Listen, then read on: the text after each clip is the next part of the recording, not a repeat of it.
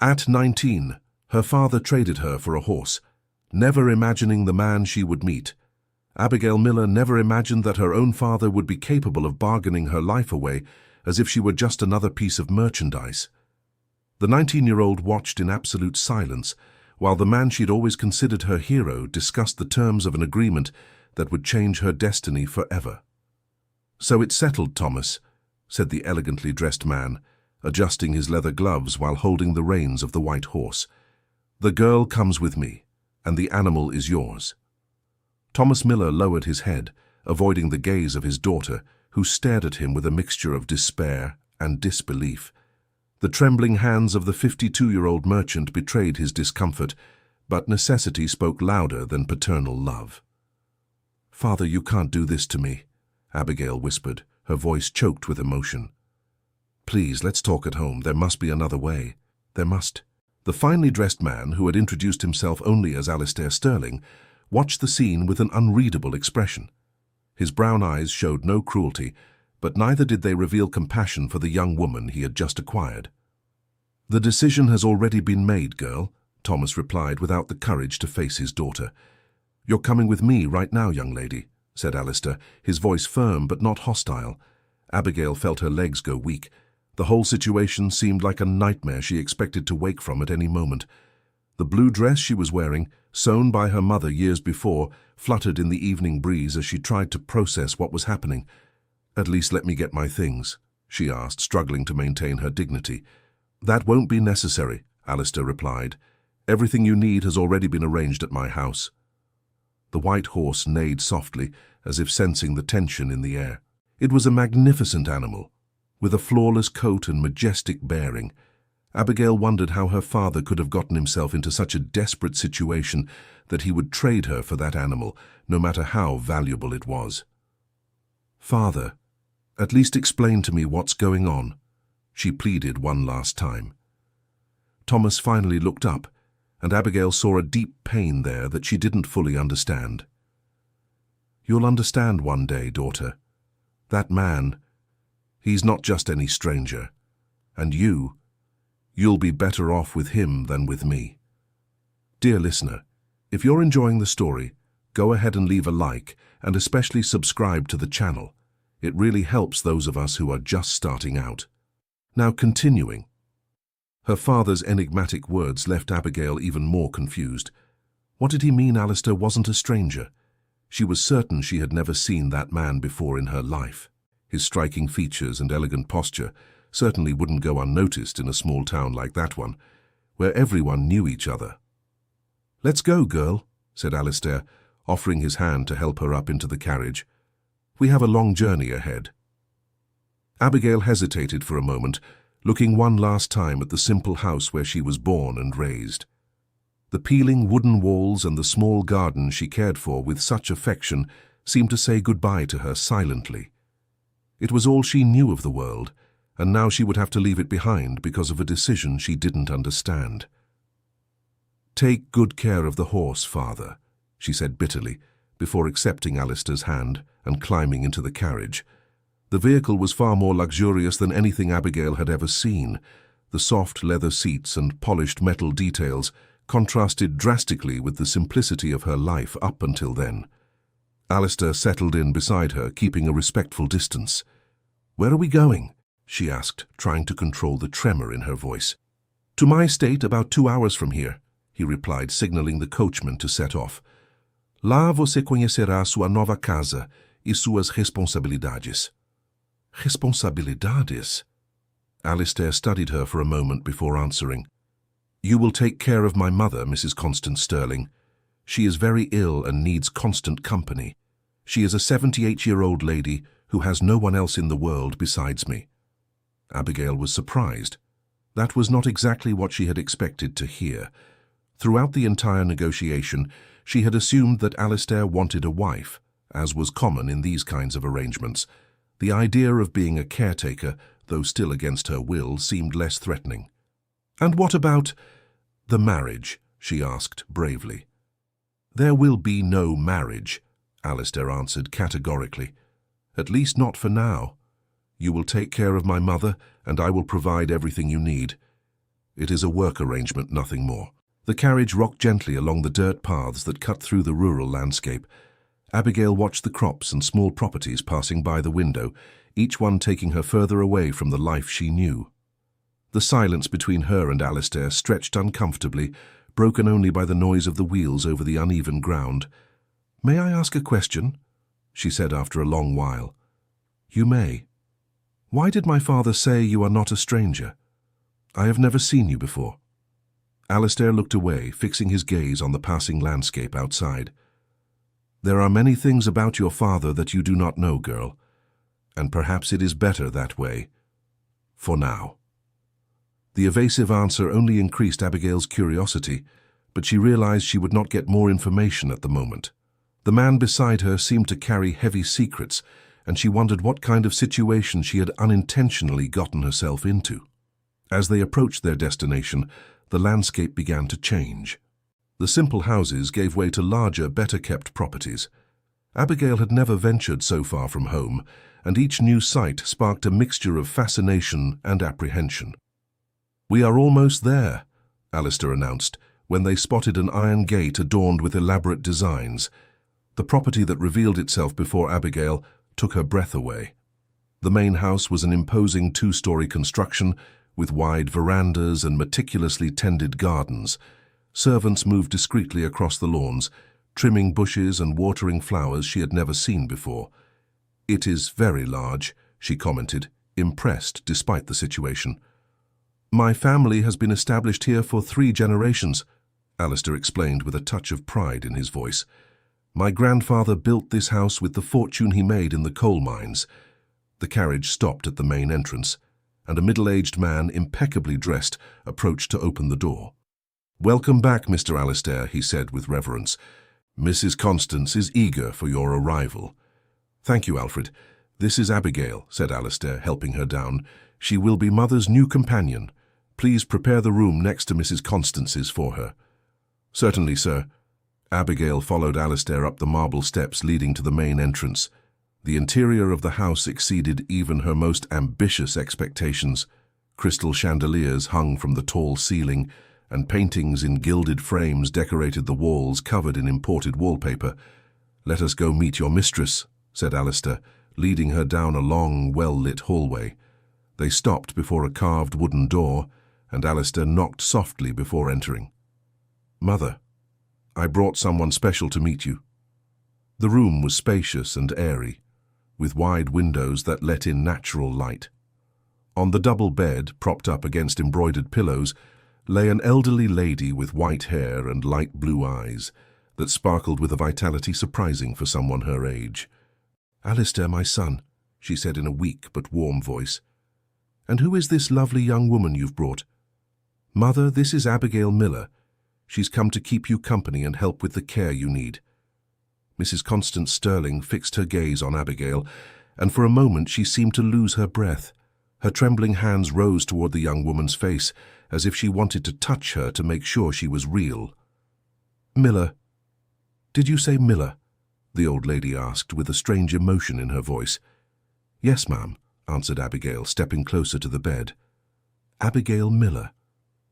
Tears began to stream down Mrs. Constance Sterling's wrinkled face, and she covered her mouth with her trembling hands, clearly overcome with emotion. "My God, it's as if I were seeing a ghost," she murmured. Alistair seemed uncomfortable with his mother's reaction. "Mother, are you all right? Should I call the doctor?" No, she said quickly, wiping away her tears. "It's just that she reminds me so much of someone I knew a long time ago, a very special person." Abigail felt a knot in her stomach. First her father's enigmatic words, now this old lady's strange reaction. Something was going on that she didn't understand, and the feeling of being kept in the dark troubled her deeply. "Come here, dear," said Mrs. Constance Sterling, reaching out her hand. "Let me see you up close." Abigail approached hesitantly and allowed the lady to take her hand. The touch was gentle, but she could feel the emotion the elderly woman was trying to contain. "You're so beautiful," murmured Mrs. Constance Sterling. "And your eyes." Those green eyes are just like—" "Just like who, ma'am?" asked Abigail, curious. Mrs. Constance Sterling glanced quickly at her son before answering. "A young woman I knew a long time ago. She was also very special to me."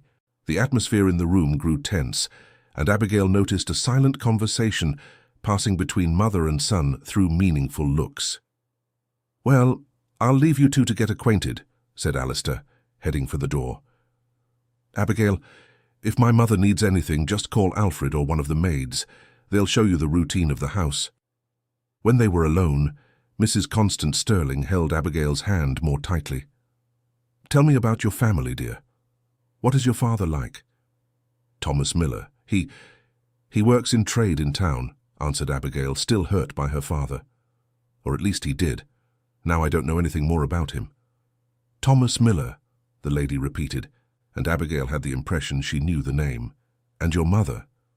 "My mother passed away when I was 10, a fever the doctors couldn't cure." "How sad, my child. And what was her name?" "Sarah Miller. She was the sweetest woman in the world." Mrs. Constance Sterling closed her eyes for a moment, as if absorbing every word. When she opened them again, there was a strange determination in them. "Abigail, I want you to know that, regardless of the circumstances that brought you here, you will be treated as family in this house. Do you understand?" The lady's unexpected kindness moved Abigail, who had prepared herself to face hostility or indifference. "Thank you, Mrs. Constance Sterling. That means so much to me." "And now tell me, how did you end up here?" Alistair didn't give me many details. Abigail hesitated. How could she explain that she had literally been traded for a horse without sounding completely humiliated? "My father. He had some debts. Mr. Alistair offered help in exchange for me coming to take care of you. It was a softened version of the truth, but she couldn't bring herself to voice the full humiliation she had suffered. "I see," said Mrs. Constance Sterling, clearly sensing there was more to the story. "Well, whatever the reason, I'm glad you're here. It's been a long time since I've had female company, and you seem like a very special young woman. You're very kind. Now tell me, can you read?" "Yes, Mum. My mother taught me when I was little." "Excellent. I do enjoy having someone read to me. My eyes aren't what they used to be, and I have so many books I'd love to revisit." "It would be my pleasure." Mrs. Constance smiled, but Abigail noticed a hint of melancholy behind that expression. "You know, Abigail, sometimes life plays very strange tricks on us. People drift apart, families scatter, and years later fate finds a way to bring together those who were meant to be together." "What do you mean, ma'am?" "Oh, just the ramblings of an old woman. Don't you worry about that now." But Abigail was worrying. Every conversation in that house seemed to carry hidden meanings she couldn't decipher. It was as if everyone knew something she didn't, and that feeling made her more and more uneasy. "Mrs. Constance, may I ask a somewhat personal question?" "Of course, dear." "Did you ever have other children besides Mr. Alistair?" The question seemed to hit the lady like a shot. Her hands trembled visibly, and she looked away toward the window. "Why do you ask?" "It's just that when you saw me, you got very emotional, and you made some comments about me reminding you of someone special. I thought maybe I had a daughter," Mrs. Constance finished, her voice barely audible. "Yes." She was silent for a long moment, clearly struggling with intense emotions. "Not exactly a daughter," she said finally, "but there was a young woman who was very important to me, someone who could have been like a daughter if circumstances had been different." "What happened to her?" "Life happened, my dear. Choices were made, paths were taken, and people lost one another." Abigail realized she had touched on a painful subject and decided not to press further, but the curiosity continued to gnaw at her inside. "Well, I think we've talked quite enough for today," said Mrs. Constance, visibly tired. "Why don't you go see your room and get settled? Tomorrow we can talk more." "Of course, ma'am. Is there anything you need before I leave?" Just stay close, all right? It's been a long time since I've felt so complete." The strange choice of words left Abigail even more intrigued, but she simply nodded and headed for the door. Abigail? Yes, ma'am. Welcome to the family. The words echoed in Abigail's mind as she walked down the hallway toward the room that had been assigned to her. Why did Mrs. Constance insist on treating her like family when she was just a servant? And why had the lady's reaction to seeing her been so intense? The room prepared for her was larger than the entire house where she had grown up. A single bed with a canopy, a carved wardrobe, a writing desk, and even a reading armchair made up the furniture. The windows overlooked the back garden, where she could see an ornamental fountain surrounded by rose bushes. On the bed she found several pieces of clothing carefully arranged. Simple but good quality dresses, aprons, comfortable shoes, and even undergarments. Alistair had truly thought of everything. As she organized her few personal possessions, just a small crucifix that had been her mother's and an embroidered handkerchief, Abigail heard a soft knock at the door. "Come in," she said. A middle-aged woman with grey hair pinned in a bun and a spotless apron entered the room. "Good afternoon, miss. I'm Martha, the housekeeper. Mr. Alistair asked me to go over the routine with you." "Pleasure to meet you, Martha. Dinner will be served at 7 o'clock. The lady dines in Mrs. Constance's room to keep her company. At 9 we help the lady get ready for bed. She usually has a cup of chamomile tea and likes being read to before she falls asleep." "Understood. And during the day?" "Mrs. Constance wakes up late, around 10 in the morning. Do you enjoy having coffee in bed while you read the newspaper to her? In the afternoon, if the weather is nice, she enjoys a stroll through the garden in her wheelchair. On Wednesdays, the doctor comes to visit her. Sounds like a peaceful routine." "It is. Mrs. Constance is a very sweet lady, but—" Martha hesitated for a moment. "But what?" "Well, she has moments of deep melancholy. Sometimes she spends hours staring out the window, murmuring names we don't recognize. Mr. Alistair says they're memories from the past that haunt her." "What kind of names?" "Mostly two, Sarah and Thomas." Abigail felt her blood run cold. Those were the names of her parents. "Are you sure about those names?" "Yes, miss. I've worked here for 15 years, and I've always heard Mrs. Constance murmur them when she gets very distressed. Mr. Alistair never wanted to talk about it." Abigail's mind began to race. Why would Mrs. Constance murmur the names of her parents? How did she know them? And why had Alistair and her father acted as if they weren't complete strangers? "Martha, may I ask one more question?" "Of course, miss. How long has Mrs. Constance been ill?" "She started to fade about 20 years ago. The doctor says it's nothing specific, just sadness that slowly wore away at her health, as if she had lost the will to live. 20 years. Abigail was 19 years old. It lined up perfectly with her birth. Could it be just a coincidence?" "Thank you for the information, Martha." "You're welcome, miss. If you need anything, just call."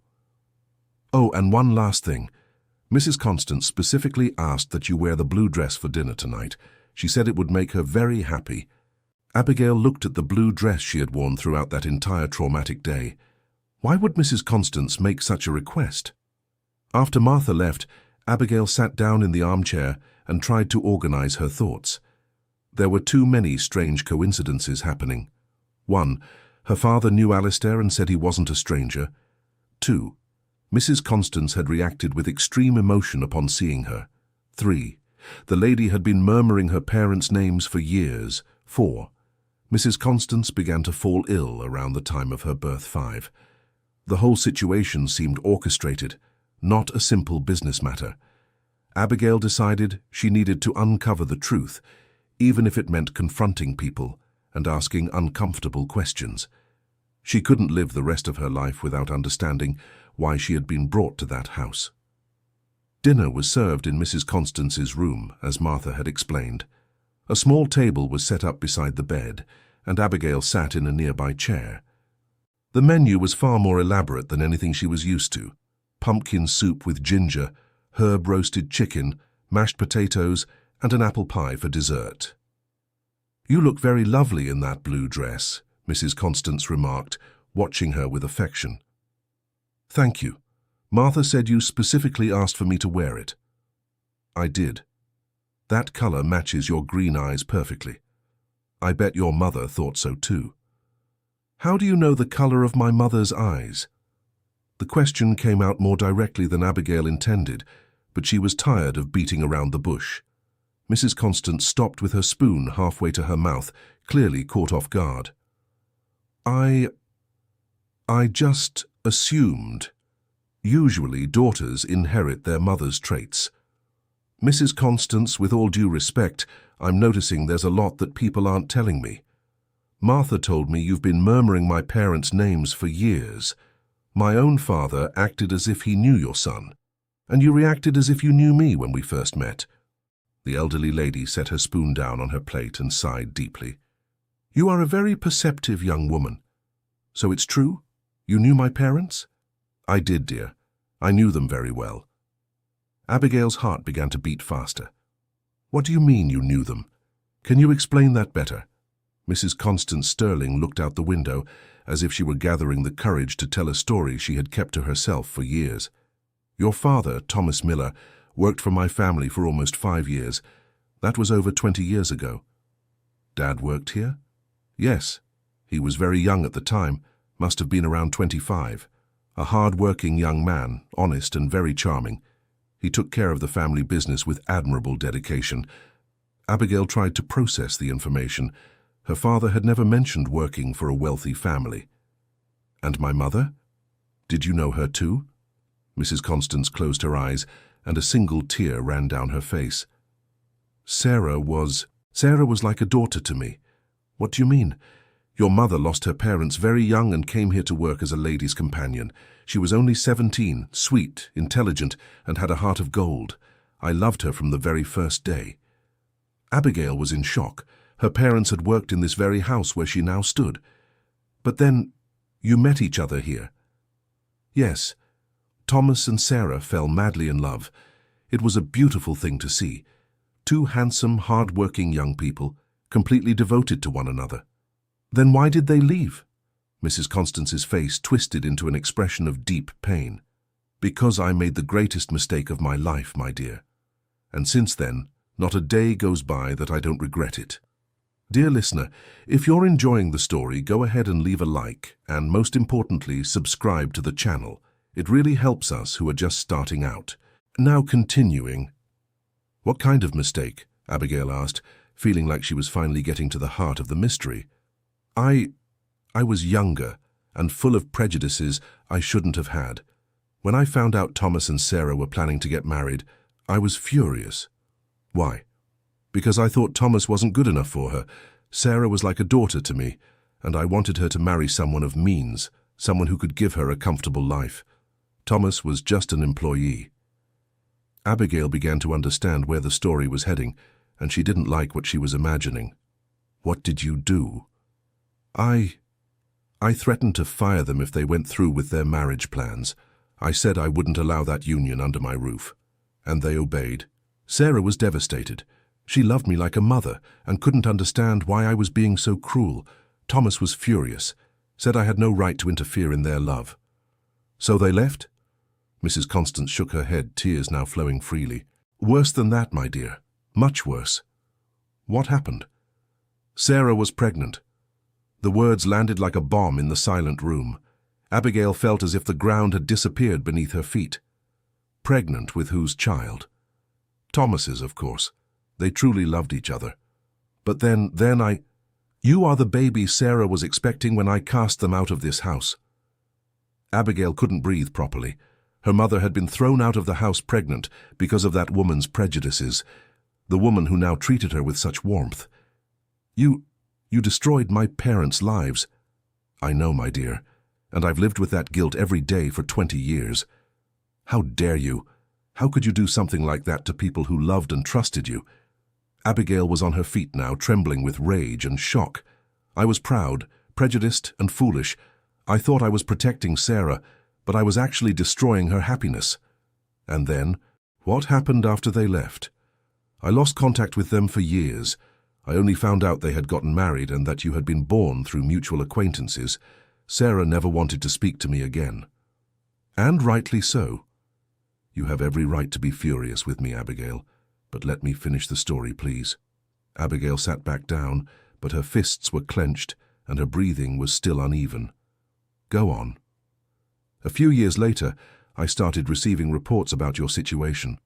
Thomas was going through financial difficulties, trying to support the family with small businesses that never prospered. You were spying on them. I was worried. Even after everything I had done, I still loved Sarah like a daughter and wanted to know if she was all right. And was she? At first, yes. Despite the financial struggles, they were happy. Thomas was a devoted father and a loving husband. Sarah flourished as a mother, and you were the joy of her life. So what changed? Sarah fell ill. The pain in Mrs. Constance Sterling's voice was palpable. I learned she was very sick and wanted to help. I sent money through intermediaries, paid for the best doctors available, but it wasn't enough. It wasn't. Sarah passed away when you were 10, and I felt as if a part of me had gone with her. Abigail wiped the tears that were beginning to stream down her face. Discovering that there were people willing to help her mother, even anonymously, brought a mix of gratitude and resentment. And my father. How was he afterward? Destroyed. Thomas never fully recovered from losing Sarah. He did the best he could to raise you on his own, but he started drinking and gambling to numb the pain. The pieces of the puzzle finally began to click into place in Abigail's mind. That's why he went into debt. Yes, and when I learned about his desperate situation, I decided it was time to make peace with the past. By having him trade me for a horse. It wasn't quite like that, dear. Then how was it? Mrs. Constance Sterling took a deep breath before continuing. I sought out Thomas and proposed an arrangement. He owed a considerable amount of money to dangerous people and had no way to pay. I offered to settle all his debts in exchange for you coming to take care of me. And he accepted without hesitation. Actually, he resisted a great deal. Thomas is a good father, Abigail. He only agreed because he knew you would have a better life here, with education, comfort, and opportunities he couldn't provide. But why all that charade with the horse? Why not explain everything from the start? Because I wanted the decision to come from him. If Thomas knew I was doing this out of guilt and love for Sarah, he might have refused out of pride. The horse was just a symbol, a way for him to feel like he was making a fair deal. Abigail was silent for a long time, processing everything she had discovered. Her entire life had been shaped by decisions made even before she was born. Her parents had suffered because of Mrs. Constance Sterling's prejudices, and now she herself was living with the consequences of that story. And Alistair? Does he know all of this? Alistair knows the story between me, your father, and your mother. But I never told him about you specifically. He thinks you're just the daughter of former employees who needs work. Why didn't you tell him? Because I wanted to be sure you would forgive me first. If you discovered the whole truth and decided to hate me, I didn't want Alistair to know about my role in your family's tragedy. Abigail looked at the frail old woman who had confessed secrets kept for decades. It was hard to reconcile the image of the cruel, prejudiced woman of the past with the vulnerable, remorseful person before her. And now? What do you expect me to do with this information? Nothing, dear. I just wanted you to know the truth. If you want to leave, I'll understand and arrange everything you need to start your life over. And if I stay? If you stay. So maybe I can spend my last years trying to make up for some of the wrong I've done to your family. Abigail stood up and walked to the window. The garden was bathed in the golden light of late afternoon, and she could see gardeners tending the flowers that Mrs. Constance loved so much. It was a beautiful, peaceful place, very different from the modest life she had always known. I need to think all of this over, she said finally. Of course, dear. It's a lot of information to process at once. But I want you to know one thing. I'm not going to pretend I'm not hurt. What you did to my parents was terrible, and it changed the course of our lives forever. I know. At the same time, I can see that you've suffered too because of your choices, and I know my mother wouldn't want me to hold a grudge in my heart. Sarah was always like that, too generous and forgiving for her own good. I'll stay, Mrs. Constance, not because I've completely forgiven you, but because I want to understand this whole story better, and maybe we can find a way to heal the wounds of the past. The smile that formed on Mrs. Constance's face was the most genuine Abigail had seen since she'd arrived. Thank you, my dear. You don't know what this means to me. But I want some conditions. Name them. First, I want you to tell me everything about my parents. Every detail you can remember. I want to know the side of them I never had the chance to see. It will be a pleasure. I have so many stories to share. Second, I want you to be completely honest with me from now on. No half-truths or secrets. I promise. And third, I want Mr. Alistair to know the truth too. He has the right to know why I'm really here. Mrs. Constance hesitated for a moment.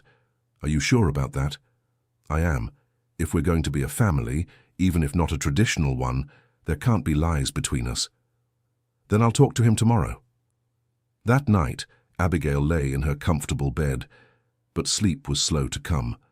Her mind couldn't stop processing everything she had discovered. In a single day, her entire understanding of her life and her family had been turned upside down. She thought of her father, alone at home, carrying the weight of the debts and the painful memories. Now she understood why he had seemed so relieved when he closed the deal with Alistair. It wasn't just a financial matter, but also a way to ensure she would have the opportunities he couldn't provide. She thought of her mother, young Sarah, who had been raised in that house as a daughter and then thrown out while pregnant because of absurd prejudices. How she must have suffered being rejected by the person she considered a mother. And she thought of Mrs. Constance carrying the guilt of her actions for more than 2 decades. The illness consuming her wasn't just physical, but also spiritual. The weight of regret was literally killing her, little by little. The next morning, Abigail woke up with renewed determination. She had a lot to learn about her family and about herself, but she was ready to face whatever truth came her way. She found Mrs. Constance already awake, having breakfast in bed while watching the birds in the garden. "Good morning, dear. Did you sleep well?"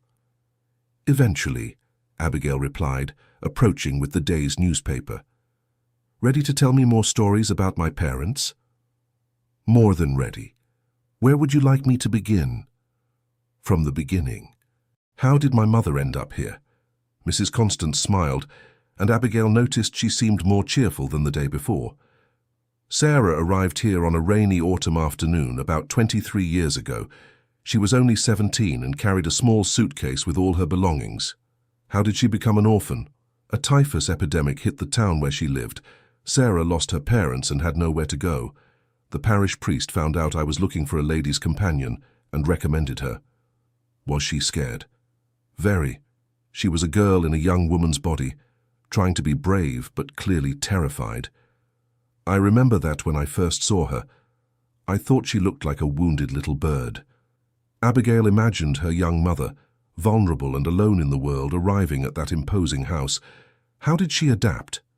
Sarah was extraordinary. Within weeks, she had won over everyone in the house. She was kind to the servants, patient with me when I was in a bad mood, and had a contagious joy that brightened any room. And when my father arrived... Thomas arrived 2 years later. I was looking for someone to help with the family business because my husband had recently passed away and I knew nothing about trade. What was he like? Young, ambitious, and very intelligent. Thomas had a natural way with numbers and people. Within a few months, he had completely reorganized our investments and increased our profits considerably. And when did they meet? Mrs. Constance Sterling's face lit up at the memory. It was love at first sight, literally. Sarah was arranging flowers in the entrance hall when Thomas arrived for his first interview. They looked at each other, and the world stopped around them. Was it that obvious? To anyone who saw them together. Sarah became completely flustered, knocking over the vase of flowers. Thomas offered to help, and they stayed there, kneeling on the floor, picking up the shards and flowers, looking at each other as if they had discovered a treasure. Abigail smiled, imagining the romantic scene between her parents. How was their relationship? Beautiful to behold. They complemented each other perfectly.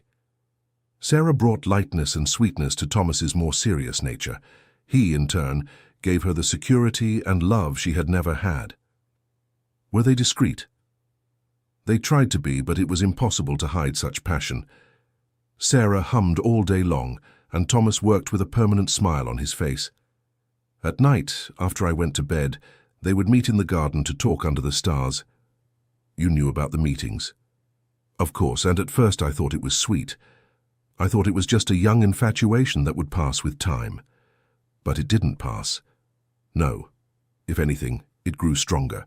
After 2 years, they knew each other better than many couples who had been married for decades. They talked about everything, shared dreams and fears, and supported each other in every situation. When did they decide to get married? Sarah told me about the plans on a spring morning. She was radiant, more beautiful than ever, and said that Thomas had proposed during a walk in the garden. How did you react? Mrs. Constance Sterling lowered her gaze, clearly ashamed of the memory. I was furious. I said terrible things that I regret to this day. What kind of things? I said Sarah was being naive, that Thomas was just an employee with no future, that she deserved better. I argued that a marriage between people of different classes would never work. How did she react? She was devastated. Sarah worshipped me, saw me as a mother. When I rejected her love and her plans for happiness, it was as if I had ripped out her heart. And Dad? Thomas tried to convince me that his intentions were honorable. He showed me business plans he had drawn up and proved he could support a family with dignity. But I was blinded by prejudice. That's when they discovered the pregnancy.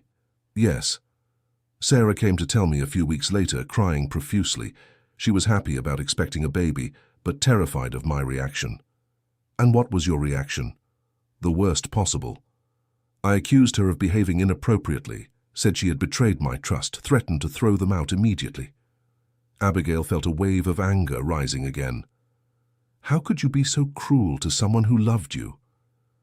I have no excuses, dear. I was moved by pride and prejudice. I thought I was protecting Sarah, but I was actually destroying her life. What happened in your last conversation? Mrs. Constance Sterling closed her eyes, as if the memory was too painful to face.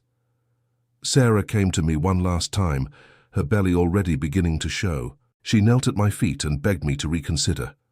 What did she say? She said she loved me like a mother, that she couldn't imagine life away from me.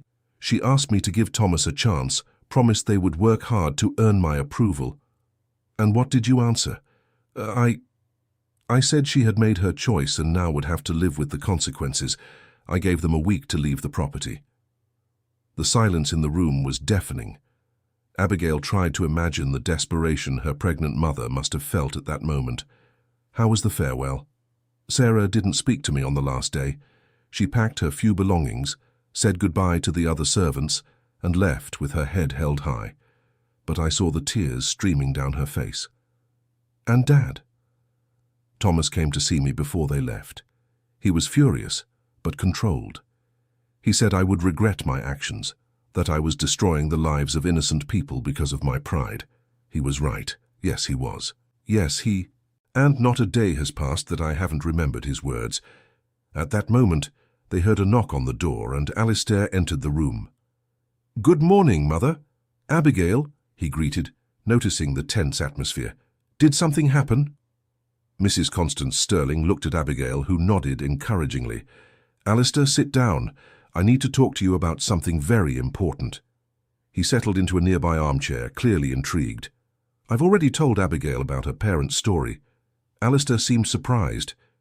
"You told her about Sarah and Thomas?" "I told her everything, son. How they met here, how they fell in love, and how I drove them away when they decided to get married." "Mother." "I'm not finished. Abigail is the daughter Sarah was expecting when they left here." Alistair's expression changed completely. He looked from his mother to Abigail, as if seeing her for the first time.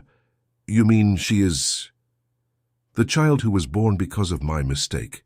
The granddaughter I never knew, daughter of the woman I loved like a daughter." Alistair was silent for a long moment, processing the information. "That's why you reacted that way when you first saw her?" "Yes, it's as if Sarah had come back home." Alistair turned to Abigail. "Did you know anything about this?" "I found out last night. It was just as much of a shock to me." That's why you accepted the agreement with Thomas so quickly, said Alistair, looking at his mother. It wasn't just charity. It was a way to try to redeem herself. And me? Where do I fit in all of this? Alistair's question caught both Abigail and Mrs. Constance Sterling by surprise. What do you mean, son? Mother, you brought this young woman here without consulting me, lied about your true intentions, and now I find out she's like a granddaughter to you. How am I supposed to feel about this? Abigail realized that Alistair was feeling left out and tried to intervene. Mr. Alistair, I didn't come here to take your place or diminish your relationship with your mother. That's not it, he said, running his hand through his hair. It's just, all my life I've heard my mother talk about Sarah as if she were the daughter she never had. And now you show up, and it's as if the ghosts of the past have come to life. Alistair, you are my beloved son, and that will never change, said Mrs. Constance. But I have a debt to this family that needs to be paid. I understand, Mother. I just need time to get used to the idea. Mr. Alistair, said Abigail, if my presence here is causing discomfort, I can look for another place to work. No, he replied quickly. I'm sorry if I sounded hostile, that wasn't my intention. It's just that it was a lot of information at once. I completely understand. Actually, now that I know who you really are, a lot of things make sense. What do you mean? Your personality, your gestures, even the way you speak. Everything reminds me of the stories my mother used to tell about Sarah. Mrs. Constance smiled through her tears. Sarah was exactly like that at Abigail's age, brave, determined, and with a heart too generous for her own good. Did she also question people when she thought they weren't being completely honest? Asked Alistair with a smile. Constantly. Your mother hated lies, even well-intentioned ones. So these really are family traits, commented Abigail. During the days that followed, the dynamic in the house changed completely. Mrs. Constance seemed revitalized, as if sharing her heaviest secret had released an energy that had been bottled up for decades. She spent hours telling Abigail stories about Sarah and Thomas, sharing memories she had kept close to her heart all those years. Alistair, for his part, made a point of including Abigail in household decisions and family business matters. He seemed determined to make up for the years of separation, treating her truly like a sister. Abigail, may I have a word with you? He asked one afternoon, finding her reading in the garden. Of course. He sat down on the bench beside her, watching the flowers swaying in the gentle breeze. I want to apologize for the way I reacted when I learned the truth about your family. You don't need to apologize. I understand it was a shock. Even so, it wasn't fair. You were already going through difficult changes, and I ended up making things even more complicated. It's all right, really.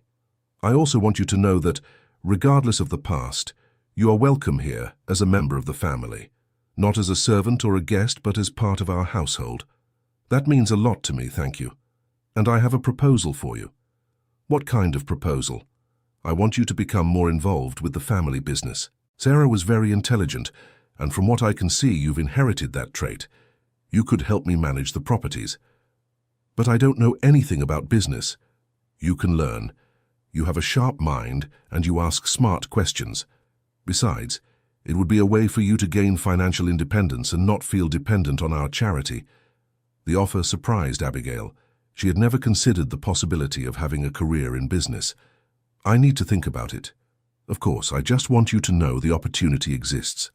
That night, during dinner in Mrs. Constance's room, Abigail mentioned Alistair's proposal. What do you think, Mrs. Constance?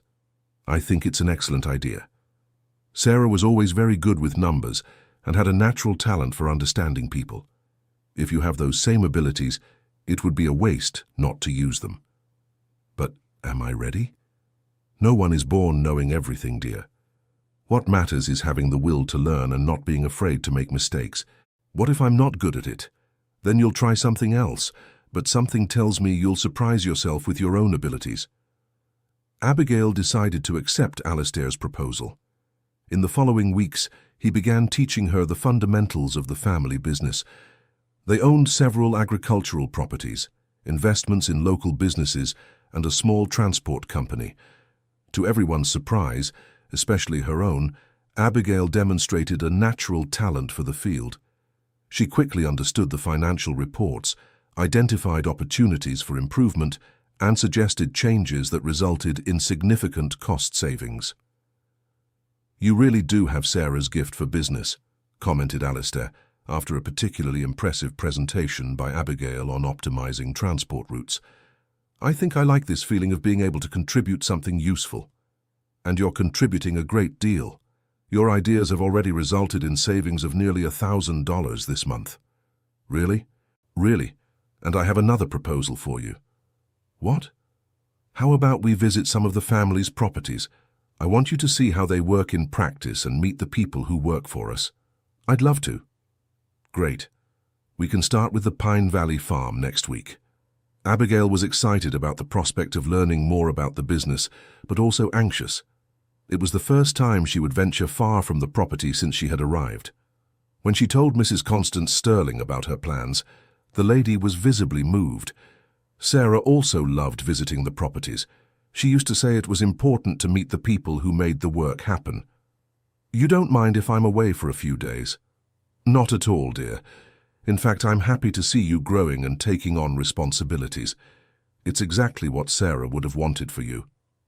"I miss her," admitted Abigail. "I wish I could have known the version of her that you describe." "She's in you, my dear. Every day that passes, I see more similarities between the two of you." On the night before the trip, Abigail was packing a small bag when she heard a knock at the door. It was Martha, the housekeeper, with a worried expression. "Miss Abigail, I need to speak with you about something important." "What is it, Martha?" "It's about Mrs. Constance Sterling. She's been feeling unwell during the night." "What do you mean, feeling unwell?" "She's been having nightmares and waking up screaming names. Yesterday she called out for Sarah all night long, crying and asking for forgiveness." Abigail grew worried. Mrs. Constance Sterling had seemed more cheerful in recent weeks, and she had thought that the revelation of the truth had brought peace to the lady. "Did she say anything specific?" "She said she needs to tell you one more truth, miss, before it's too late." "What truth?" "I don't know, miss. She gets very agitated and can't speak clearly." Abigail decided to postpone the trip and seek out Mrs. Constance Sterling immediately. She found her awake in bed, looking out the window at the moonlit garden. "Mrs. Constance Sterling, Martha told me you haven't been sleeping well." The lady turned, and Abigail was alarmed to see her condition. Mrs. Constance Sterling seemed to have aged 10 years in a few weeks. Her eyes were sunken and filled with deep anguish. "Abigail, thank God you came. I need to talk to you urgently." "Of course, what about?" "Sit down, please. What I need to tell you won't be easy to hear." Abigail felt a knot in her stomach. After all the revelations of the past few weeks, were there still more secrets? "I haven't omitted anything about your parents' story," began Mrs. Constance Sterling, "but there is something about my family, about Alistair, that you need to know." "What about Alistair?" He's not my biological son." Abigail blinked several times, trying to process the information. "What do you mean? Alistair was adopted when he was 5 years old. But why? What happened to his biological parents?" Mrs. Constance Sterling took a deep breath, gathering the courage to continue. "His biological parents were Sarah and Thomas." The world stopped around Abigail. She felt as if she had been punched in the stomach. "What are you saying?" "Alistair is your older brother, dear." "That's impossible. My parents only had one daughter. Me." "No, Abigail. They had 2 children. Alistair was born 3 years before you." Tears began to stream down Abigail's face as she tried to grasp the magnitude of what she was hearing. Where was he when I was born? Why did I never know he existed? Because I made another terrible mistake, dear, an even worse mistake than driving your parents away." "What did you do?" "When Sarah and Thomas left this house, she was already 5 months pregnant. But not with you, with Alistair. Go on." "Go." They settled in the town, and Alistair was born a few months later. For 2 years they were a happy family despite their financial struggles. And then? Then I I used my influence and my money to create a situation where Thomas couldn't find work anywhere in the region. Abigail was horrified. You sabotaged my father deliberately? Yes. I was furious, and I wanted them to come back begging for help.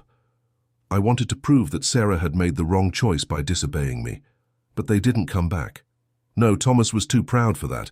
Instead, he started taking dangerous jobs to support the family, smuggling, illegal gambling, things that put his life at risk. And then, one night, Thomas was arrested during a smuggling operation that went wrong. Sarah was left alone with a 2-year-old baby, with no money and no prospects. What did she do? She came to me. Abigail could barely breathe. Sarah came back here. Yes. On a rainy winter night, she showed up at my door carrying Alistair in her arms. They were both sick, hungry, and desperate. And you took her back in? I should have. I should have begged for forgiveness on my knees and done everything to make up for the harm I had caused. But that's not what happened. No. My pride was still greater than my love for her. I said I could help, but there was a condition. What condition? That she leave Alistair with me and go away forever. The horror in Mrs. Constance Sterling's voice matched the shock Abigail was feeling. You forced my mother to abandon her own child. I said Alistair would have a better life with me, that he would receive an education and opportunities she could never give him. I argued that she was being selfish for wanting to keep the boy in a life of misery. And she accepted. She cried for hours, holding the boy in her arms. Alistair kept calling out for her, not understanding why his mother was so sad. But in the end, she handed over her child. In the end, she did what she thought was best for him, not for herself. Sarah was always like that, capable of any sacrifice for the children she loved. Abigail was sobbing uncontrollably now. How could you be so cruel? How could you separate a mother from her own child? I have no excuses, dear. I was blinded by rage and pride. I wanted to punish Sarah for disobeying me, and I used her own child as a weapon. And then? What happened after she left? Sarah disappeared for 2 years. No one knew where she had gone. Alistair cried for his mother every night, and I made up a story about her having left because she couldn't take care of him. What story? I said she had chosen freedom over the responsibility of being a mother. I lied that Sarah didn't love him enough to stay. That's monstrous. I know. And over time, Alistair stopped asking about her. He started calling me mother and believing that I was all he had in the world. And when did my mother reappear? She came back pregnant with you. Thomas had been released from prison and they had managed to rebuild their lives in another town. Sarah came to beg me to see Alistair just once. Did you allow it? No. I said it would be detrimental to the boy, that he had already adapted to his new life.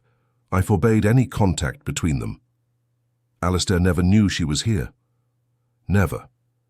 I told him he was visiting relatives and Sarah left believing her son was happy and didn't need her.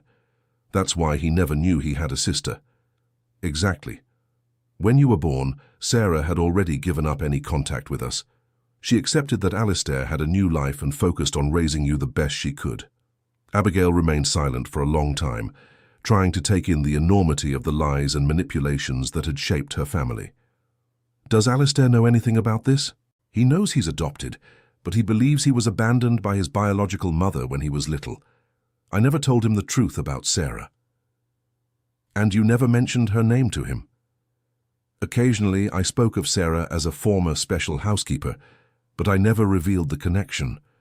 That's why he recognized the name when you started murmuring during your nightmares.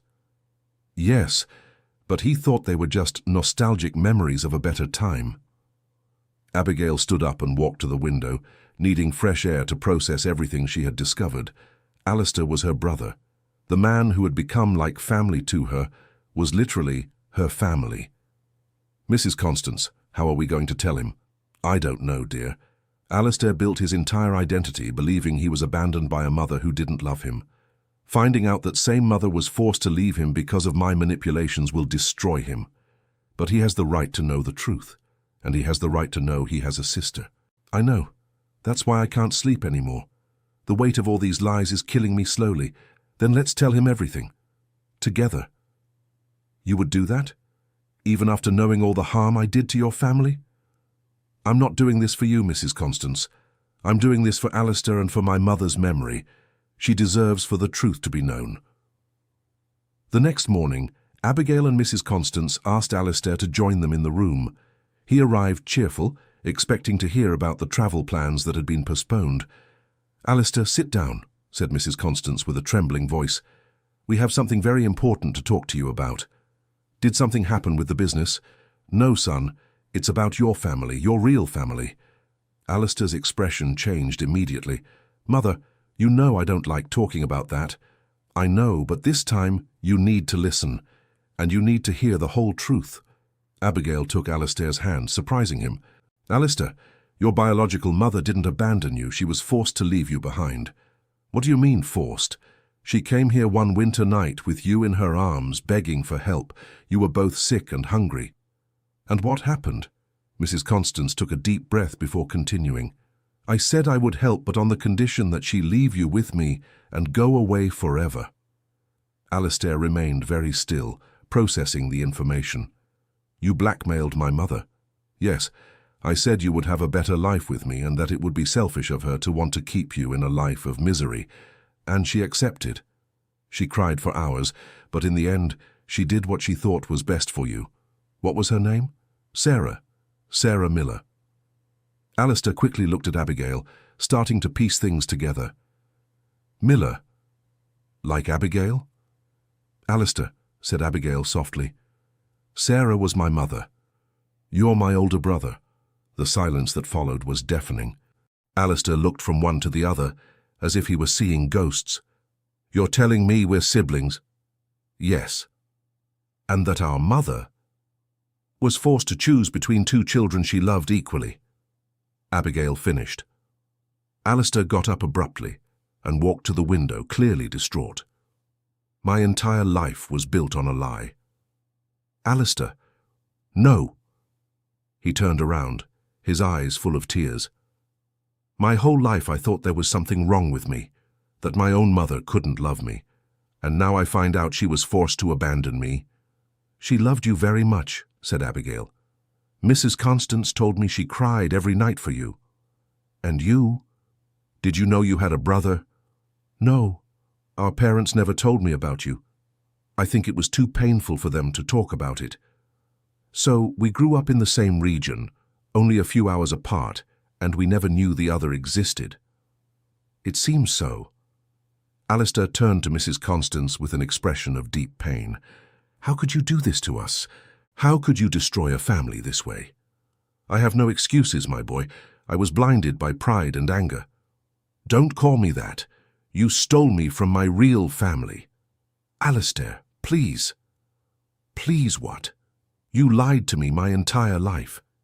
You made me grow up believing I was an abandoned orphan when I actually had parents who loved me." Alistair stormed out of the room, slamming the door, leaving Abigail and Mrs. Constance alone with the weight of the revelations. "He has every right to be furious," said Abigail. "I know, and I'm also afraid he'll never forgive me. He's going to need time to process all of this. And you, dear? Can you forgive me for separating you from your brother?" Abigail looked at the frail old woman who had confessed sins she had carried for decades.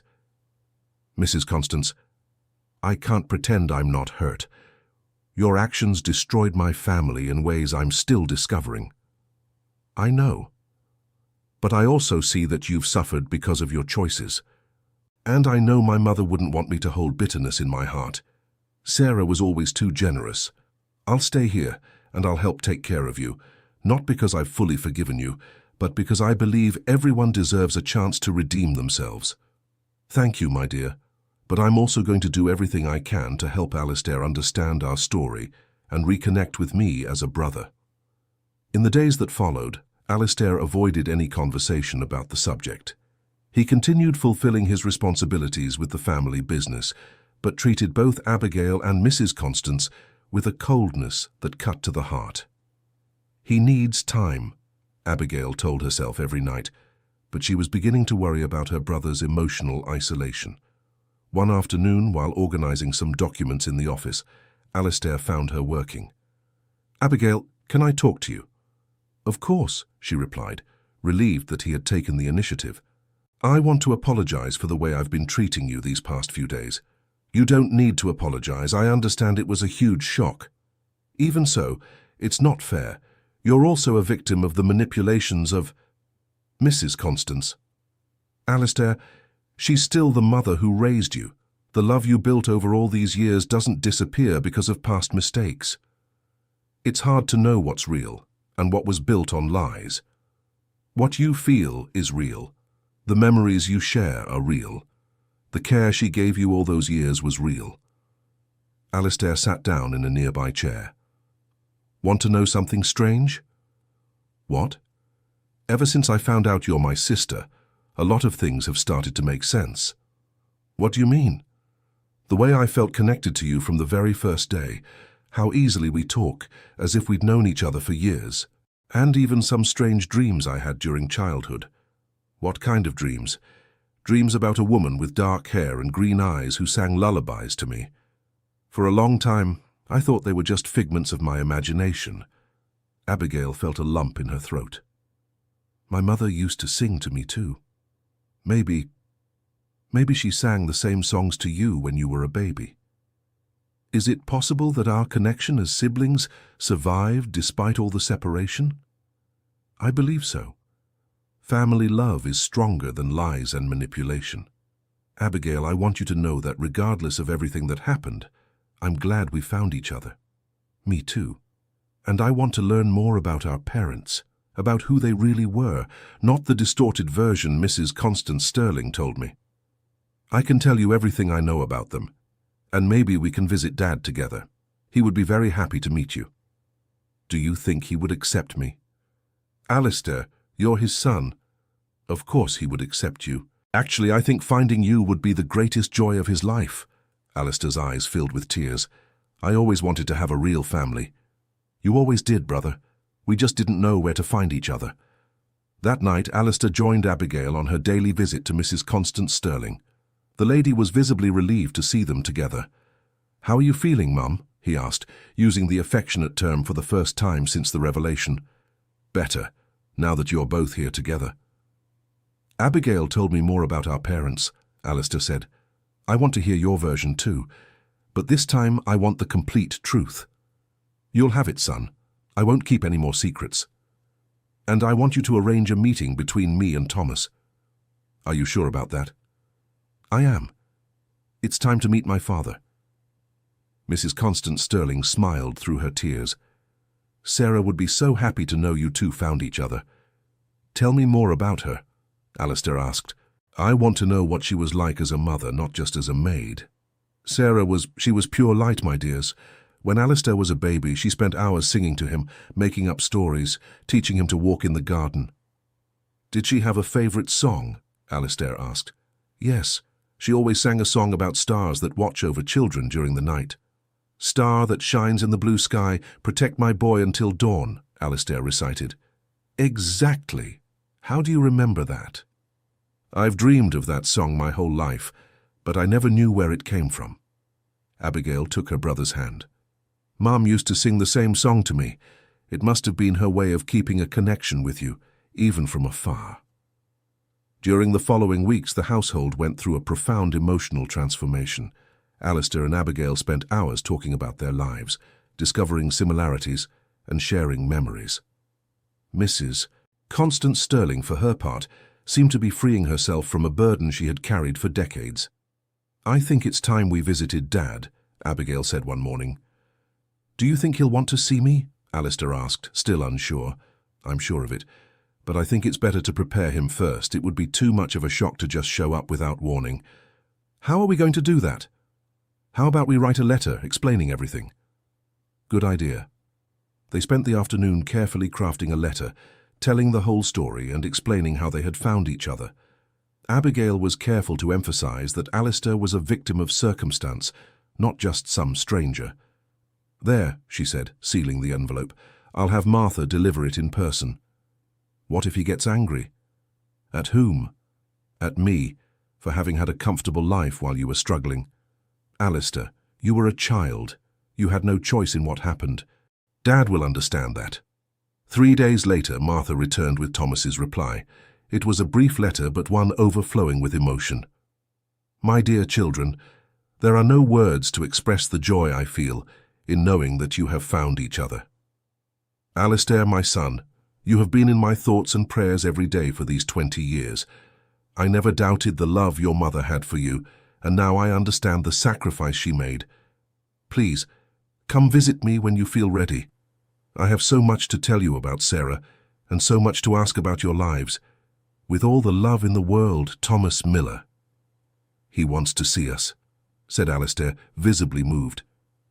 "Of course he does. You're his son." "Abigail, I'm afraid."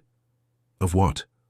"Of not living up to his expectations, of not being the son he hoped for." "Alistair, you're a good, hard-working and generous man.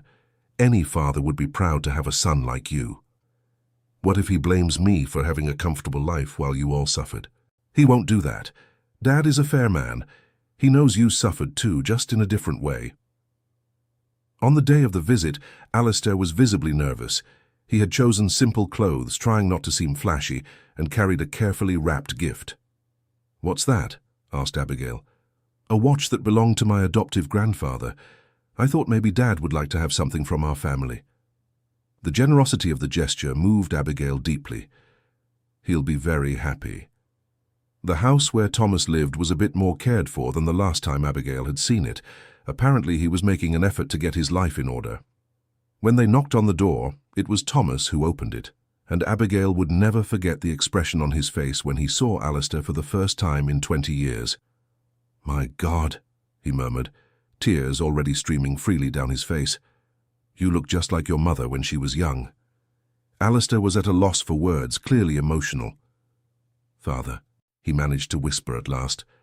Thomas opened his arms and Alistair stepped forward hesitantly. When they finally embraced, both father and son wept without restraint. "My son, my boy," Thomas repeated, stroking Alistair's hair. "How you've grown. How handsome you've become.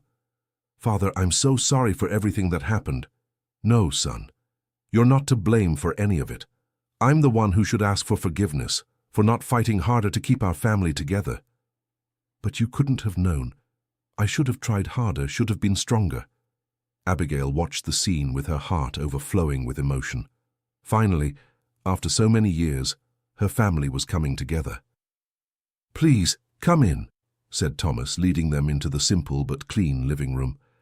"I want to hear everything about your lives." They spent hours talking. Alistair told him about his upbringing, his studies, and his life on the estate. Thomas in turn shared memories of Alistair's early years and spoke at length about Sarah. "Your mother never fully recovered from having to leave you," Thomas said to Alistair. "Even after Abigail was born and brought joy into our home, I would sometimes see Sarah looking out the window as if she were searching for you. Did she talk about me?" "Every day. She used to say that one day our family would be reunited, that God wouldn't allow us to stay apart forever." "Seems like she was right," said Abigail. "Sarah was always that wise. She could see beyond what was happening in the moment." "Father, I brought something for you," said Alistair, offering the gift. Thomas carefully unwrapped it and was visibly moved when he saw the old watch. "It's beautiful, son. Thank you so much. It belonged to the grandfather who raised me. I thought you should have it, since you're my real father. I'll wear it with pride." When it was time to leave, none of them wanted to part ways. "You can come visit me whenever you like," said Thomas, "and I'd like to visit you too, if you'll allow me." "Of course, Dad," Abigail replied. "The estate is your home now too. Will Mrs. Constance Sterling agree to receive me there? She's eager to ask for your forgiveness in person, and I'm ready to forgive. Sarah wouldn't want me to hold resentment in my heart." On the way back, Alistair was visibly transformed. "How do you feel?" asked Abigail. "Complete. For the first time in my life, I feel complete. Dad was very proud of you. And I of him. Now I understand where my determination and my sense of justice come from. And now I understand why I always felt connected to you. We truly are family." When they arrived at the estate, they found Mrs. Constance Sterling waiting anxiously in the entrance hall. "How did it go?" she asked, studying their expressions. "It was perfect," answered Alistair. "He wants to come visit us next week. And he said he's ready to forgive you, Mrs. Constance Sterling," added Abigail. The elderly lady covered her face with her hands and began to cry. "After everything I've done, he can still forgive." "Mother," said Alistair, embracing her, "Dad said something important. He said Sarah wouldn't want any of us to hold resentment in our hearts. Sarah was always better than all of us combined. Then let's honor her memory by building the family she always dreamed we would have." In the weeks that followed, the estate became a true family home. Thomas began visiting them regularly, and little by little he reconciled with Mrs. Constance Sterling. Their conversations were difficult at first, heavy with pain and regret, but they gradually evolved into a friendship based on their shared love for Sarah and her children. "You know something, Constance," said Thomas during one visit. "Sarah always said that one day you would understand that love knows no social barriers." She was right. It took longer than it should have, but I understood. And now we have the chance to give our children the family they always deserved. A family chosen by love, not by circumstance. Abigail and Alistair developed a beautiful partnership, both in business and in their personal lives. She brought creativity and innovation to the company, while he provided experience and stability. Together, they managed to expand the family business sustainably, creating jobs in the region and contributing to local development. "You know Mum was right about you having a talent for business," said Alistair one afternoon, after a particularly successful meeting. "I think I inherited that from Dad. He was always good with numbers, even when he didn't have the opportunity to show it. And I inherited the stubbornness from Sarah," laughed Alistair. "At least that's what Mrs. Constance Sterling says. We make a good team then. The best. Sarah would be proud to see how we've become a team." A year after the family reunion, Mrs. Constance Sterling began showing signs that her health was deteriorating quickly. It wasn't a specific illness, but rather the natural wear and tear of someone who had carried guilt and regret for decades. "Don't rush to be sad," she said during a conversation with Abigail and Alistair.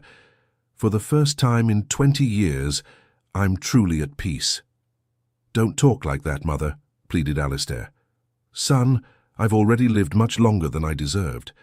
I had the opportunity to meet my granddaughter, to reconcile with Thomas, and to see the two of you form the family Sarah always dreamed of. But we still have so much time ahead," protested Abigail, "and you will. But now I know that when my time comes, I'll be able to meet Sarah on the other side and ask for her forgiveness personally." "She already forgave you," said Alistair. "I'm sure of it." "How can you be so sure?" "Because she taught her children to forgive. If we managed to forgive you, she did too."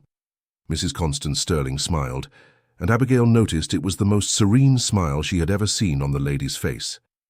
"Thank you, my dears. You gave me the greatest gift I could ever receive." "What gift?" "A real family." 3 months later, on a quiet spring morning, Mrs. Constance Sterling passed peacefully in her sleep. Abigail and Alistair were at her bedside, holding her hands, when she sighed softly and closed her eyes for the last time. "She seems at peace," Abigail murmured. "She is," Alistair agreed. "Finally, she is." Mrs. Constance's funeral was a simple ceremony, but full of love. Thomas was there, paying his last respects to the woman who had caused so much suffering, but had also made the family reunion possible. "She wasn't a bad person," he said during the wake. "She was just someone who let pride speak louder than love, and in the end, she managed to redeem herself." "Dad, can I ask you something?" Abigail said. "Of course." "Have you truly forgiven her completely?" Thomas thought for a moment before answering. "Daughter, holding a grudge is like carrying a stone on your chest. After a while, the stone no longer hurts the person who hurt us, but it keeps hurting us every day. So forgiveness is more for ourselves than for the other person. Exactly. Sarah taught me that. She used to say that forgiveness is a gift we give ourselves, not others. After the funeral, Abigail and Alistair had to deal with practical matters regarding the inheritance and the future of the property. To their surprise, Mrs. Constance had left everything equally divided between them, along with a letter explaining her final wishes. My dear children of my heart, if you're reading this letter, it means I've finally found peace. I want you to know that the last months of my life were the happiest I've lived since I met Sarah. I'm leaving this property and all my belongings to the two of you. Not because I believe you owe me anything, but because I know you will carry on the legacy of love and family that Sarah always dreamed of. Alistair, you were the son I chose to have, and I've never regretted that decision, even knowing it was made for the wrong reasons. You grew up to be an honorable and generous man, exactly as Sarah would have wanted you to be. Abigail, you were the gift that gave me back hope, when I had already given up on finding redemption. Your ability to forgive and to build bridges where others see only chasms is living proof of your mother's extraordinary character. Take care of each other. Honor Sarah's memory and be happy. That's all a remorseful old woman can ask for. With eternal love, Constance. She really did change in the end, Alistair commented, folding the letter carefully. I think she was always good deep down. She just lost her way for a while. So now what? Now, what do we do with all of this? We keep building the family Mom dreamed of, and we use this property to honor her memory and Mrs. Constance's. What do you mean? How about we turn part of this property into a place where families can reconnect, a kind of retreat where people who were separated by circumstances can find each other again? Alistair smiled, clearly delighted with the idea. Like a family reconciliation center. Exactly. We can use our own story as an example that it's never too late to heal old wounds. Sarah would be proud of this idea, and Mrs. Constance would be too. It would be a way to turn the pain she caused into something that helps other families. In the months that followed, Abigail and Alistair worked tirelessly to transform part of the property into what they called the Sarah Center, a place dedicated to reconciliation and family reunification.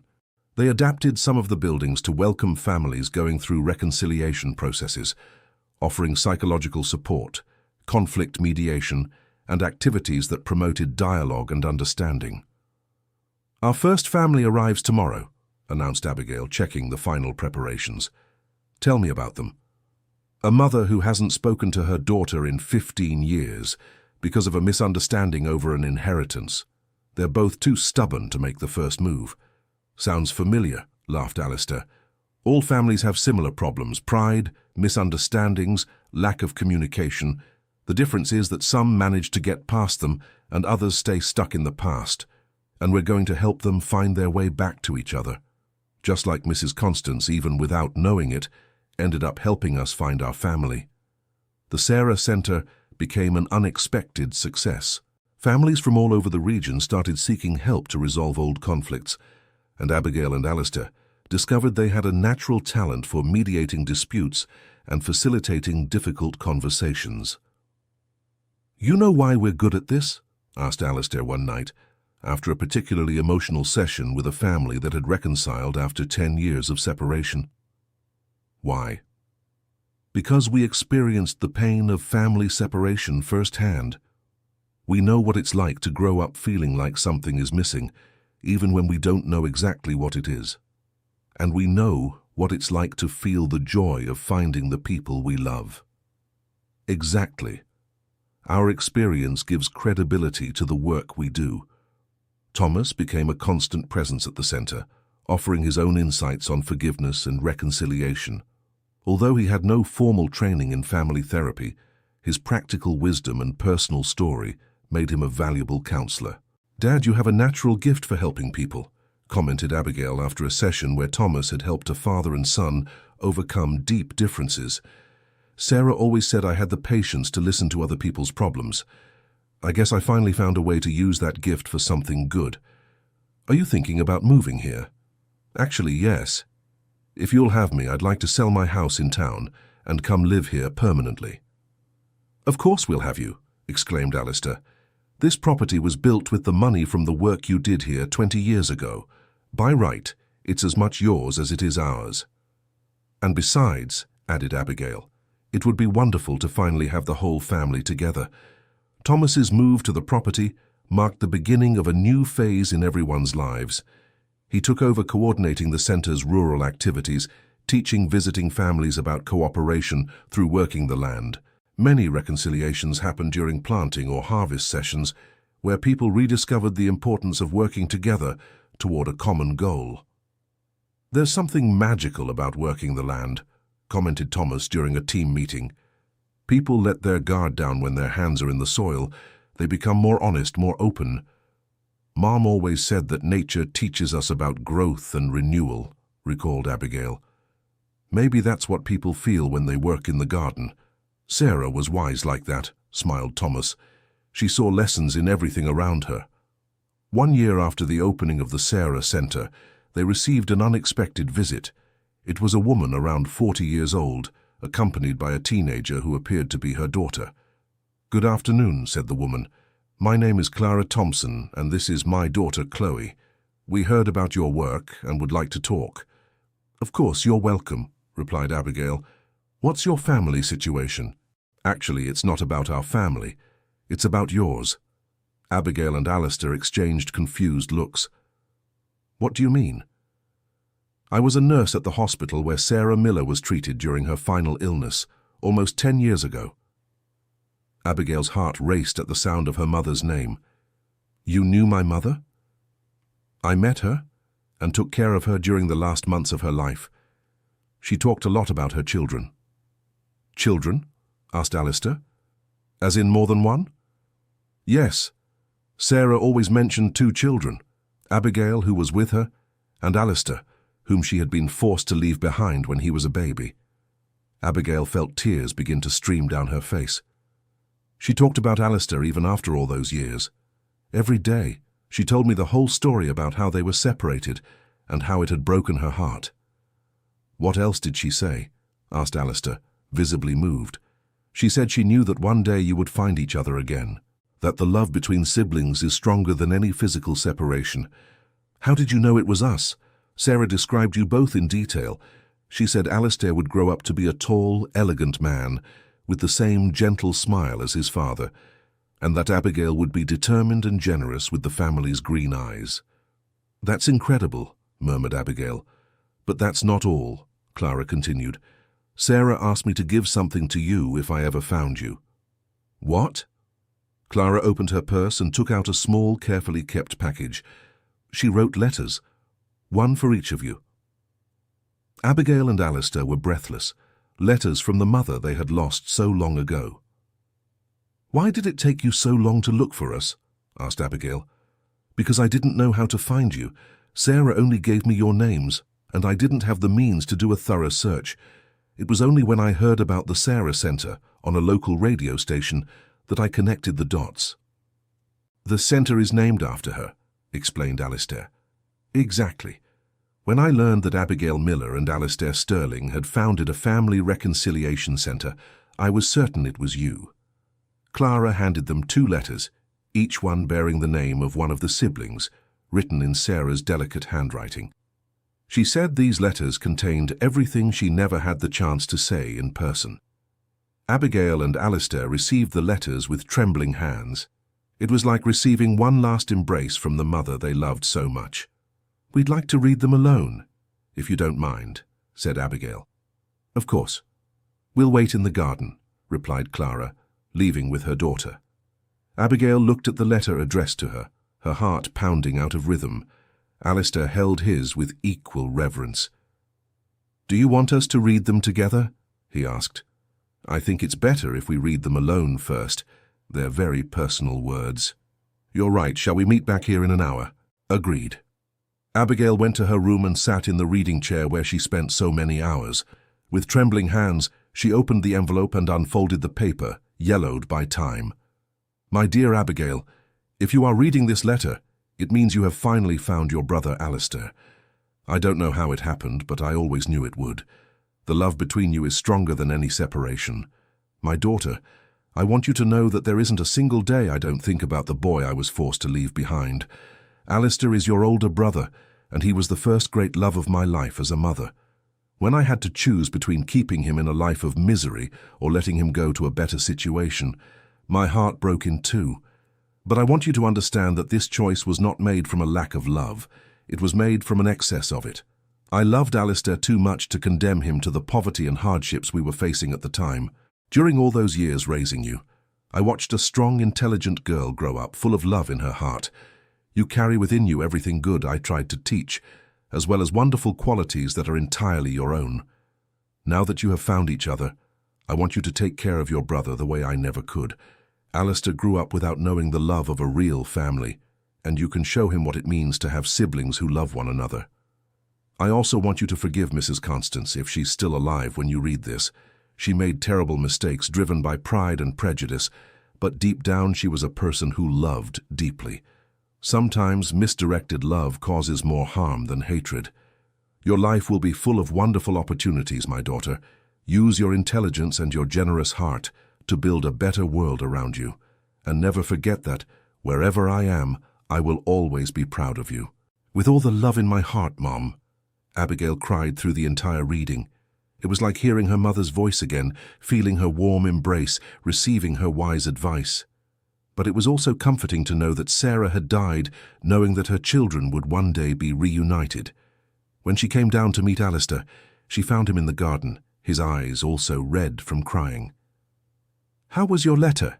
she asked, sitting beside him on the bench where Mrs. Constance used to rest.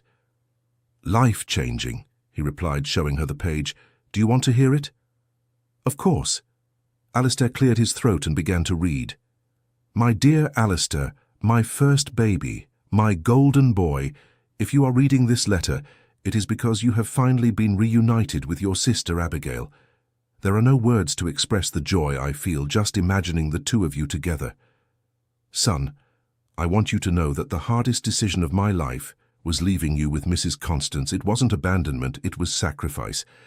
I knew she could give you opportunities I never could, even if it meant breaking my own heart.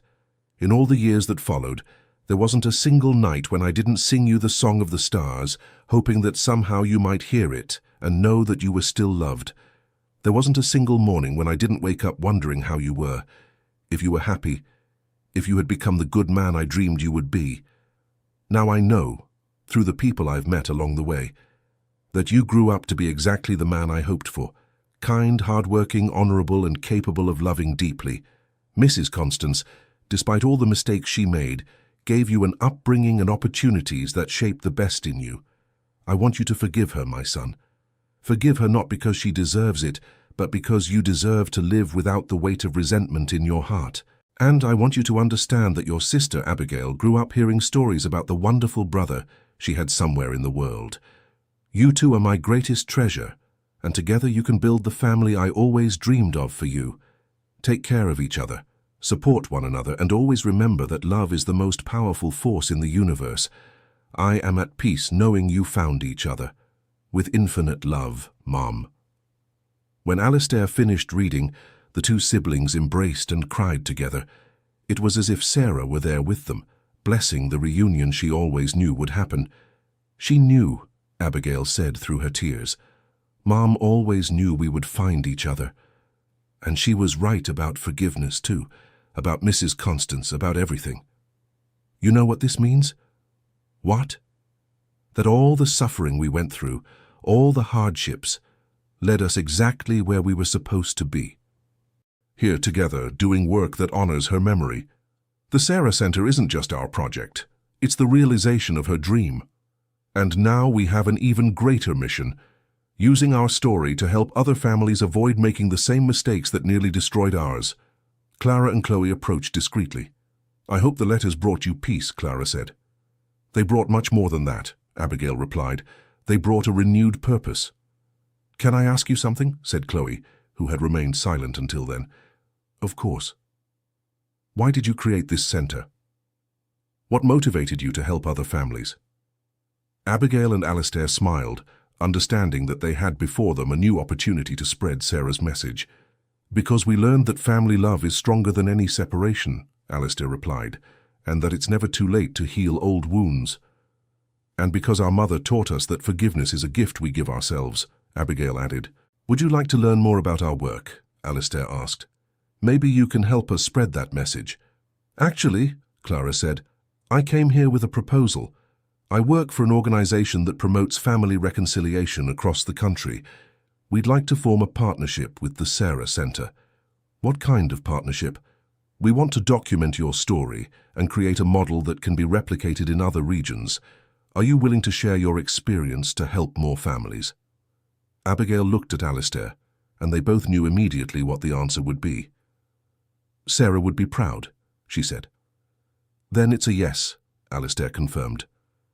In the months that followed, Abigail and Alistair's story spread across the country. They gave interviews, wrote articles, and traveled to different cities sharing their experiences. The Sarah Center model was adapted and implemented in several regions, helping hundreds of families reconcile. You know what's funny? Abigail commented during one of those trips, as they drove home after a particularly moving talk. What? Mrs. Constance Sterling thought she was separating us, but actually she created the conditions for us to become more united than we ever would have been if we'd grown up together. How so? If we'd grown up as normal siblings, maybe we never would have developed this deep understanding of family and forgiveness. Our separation gave us a unique perspective on the value of relationships. That's true, and it also gave us powerful stories to share with other families. Mom always said that God writes straight with crooked lines. I think I finally understand what she meant. When they arrived at the property that night, they found Thomas waiting with a radiant smile on his face. How was the talk? He asked. Moving, Abigail replied. We managed to help a family that had been separated for 15 years. And we received 3 more partnership requests, Alistair added. That's wonderful. Sarah would be so proud of you both. Dad, Abigail said, I have an important question to ask you. Go ahead. Would you like to get married again? The question surprised both Thomas and Alistair. Why do you ask, sweetheart? Because we met a very special person during our travels, a widow named Diane who has worked with family reconciliation for decades. She has a beautiful story and an incredible heart. Are you trying to arrange a marriage for me? Thomas laughed. Not exactly, but we think you two would get along very well, and, well, Sarah would want to know that you're happy. She said that? Not in those words, but in the letters she left behind, it was clear that her greatest concern was our happiness. I'm sure that included yours too. Thomas was thoughtful for a moment. You know what? Sarah always said that when we reached the other side of life, she would want to know that everyone she loved had been happy.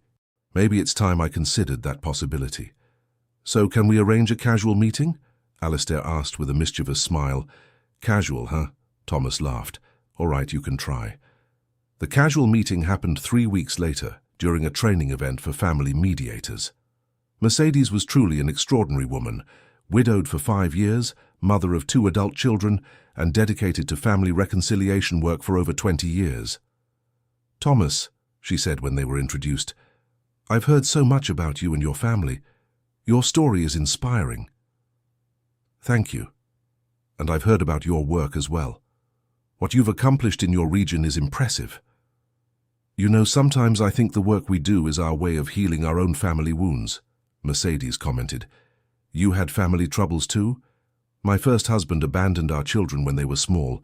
I spent years bitter and resentful until I realized I was poisoning my own life with that grudge. And how did you overcome it? I learned to forgive, not for his sake but for mine and my children's. Forgiveness set us free to build a happy family, even an incomplete one.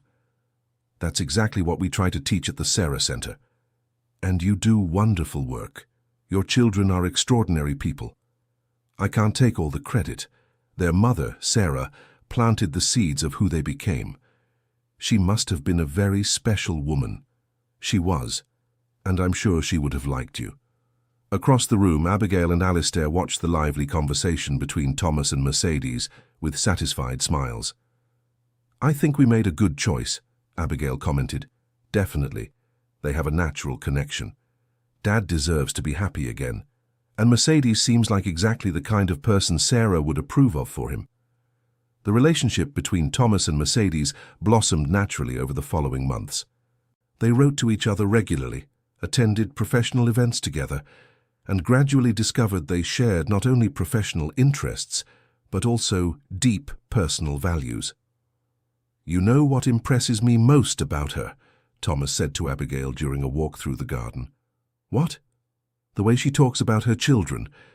It's the same unconditional love Sarah had when she spoke of you. That's beautiful, Dad. And she understands my story without judgment.